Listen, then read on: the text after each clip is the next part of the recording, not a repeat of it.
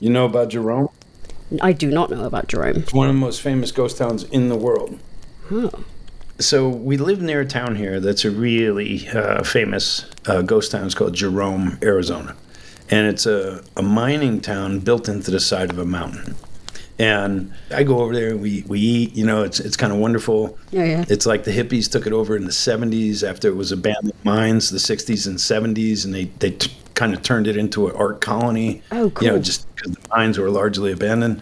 It's known as one of the most famous ghost towns in the world. But it's a operating kind of art, cool, eclectic place now, but it's still that, right? So check out the history now.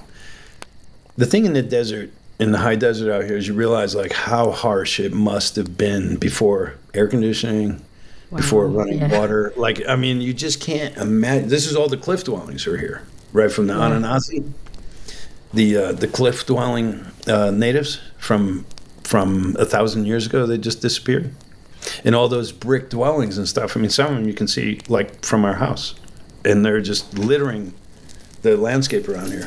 So there's a lot of history.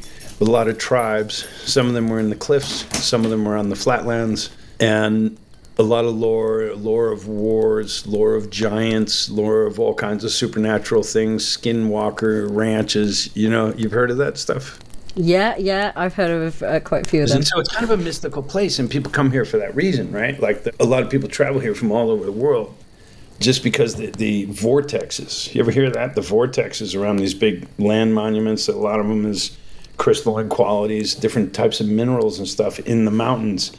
But a lot of times you don't have grass here. You have just yards of this like broken up red rock stone. Mm-hmm. In the day when the sun's just right, like in the morning, you'll just pick up pure pieces of quartz right out of your yard. Wow. Just laying there, right? So this is like one of the crystalline hotbeds of the planet, So anyway, all this stuff adds up to, people believe in powers of crystals and a lot of Native American traditions and mysticisms and such. And so in these mountains gets built a mine when they find copper and gold and some other things are there. A lot of valuable ore is there. And they find this back like the previous turn of the century-ish. Mm-hmm. I believe the 1800s. And there's almost nothing here. The Hollywood haven't even showed up yet. Lots of movies, most of old westerns were shot here. It's just that epic, So anyway, Jerome gets this mine built there. It was a robber baron. It was a John Rockefeller contemporary. It was like a similar guy. And they actually were in business together later in the beginning of the big pharmaceutical industry, modern medicine. But that's another story. But so imagine people are coming out here just to get jobs, and they're literally like arriving in a high desert. If you're not equipped, it's like a hell. People die. They go hiking, and they didn't take enough water, they didn't take this, and the helicopter's flying them away shortly thereafter. That happens all the time here. I'm not surprised, honestly. Back to Jerome, so you go like, there's an area in the tour to this day that you can go stand on this piece of glass, and you look down and you're standing on the top of the deepest mine shaft. It's deeper than the Empire State Building is tall. Oh. A hole in the ground that's taller than the Empire State Building. Oh, that's terrifying. Yeah. So now, you're in the desert. They'd be chopping up as many trees as they could. Flagstaff is nearby, but it's still a hike back in that day, like a major traversal, up another couple thousand feet in elevation and canyons and sheer cliff faces and, no easy trek.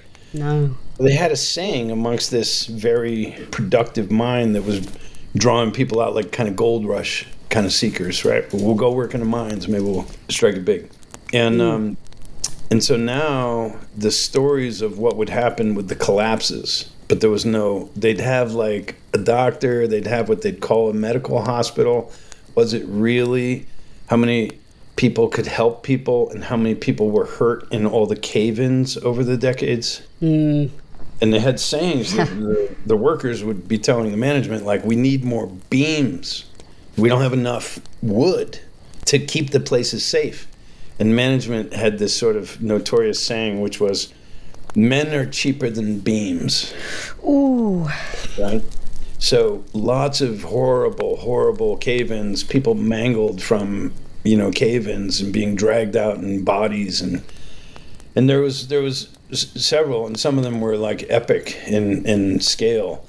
And what would happen now is, and this is where things start to get creepy, right? So aside the fact that they called it the Wicked Town, it was a wicked city, because it was like, if it's all miners and then it's just brothels and then it's just drinking after work, it wasn't family life, right? Yeah. And so what would happen in these bad events is and it's built right into the side of the hill, right? So you see in the distance, and the streets go like this, up, Yeah. a very steep incline, because it's a hillside mine, mountainside mine. So anyway, as people would suffer in the streets, it would take them a long time to kind of die. Oh. And they weren't getting medical attention. It'd be like, dozens or hundreds of victims. So just segue for a second. Like, I'll go up there and I'm just curious to talk to people who live there. I'm curious of experiences. There's certain hotels, they go, never rent that room.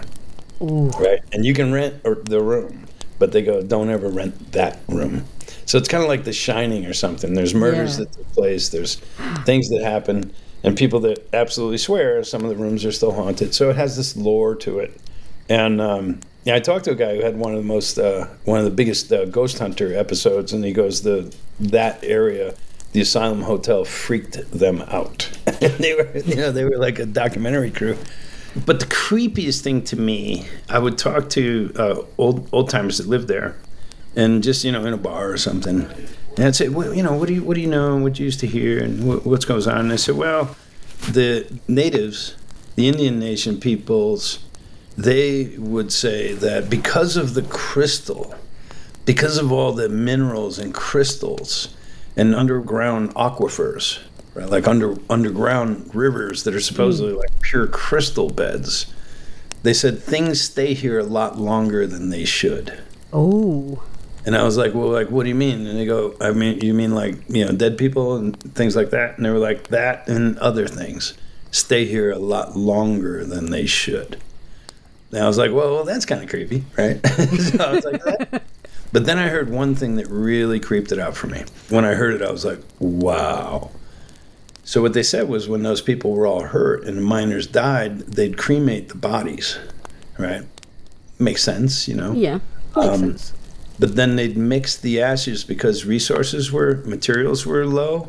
They'd mix the ashes with the concrete to sort of spread to increase the mass of concrete that they used to pave the streets. No, that's awful. So Jerome literally has streets that are paved with the ashes of the dead that suffered there. Oh, that's like some poltergeist stuff, like it's like, you didn't move the bodies. Yeah, like, hey, I'll pay a skeptic to go sleep in that room. Oh, yeah, no, I wouldn't like that. Like, you hear enough of things that have gone on there, and you're like, I don't want to stay in the room. I don't even know. Whatever that is, I don't even know. But it's really interesting. You've got a lot of this lore around. So that's my relatively quick Jerome story. Oh, that's fascinating.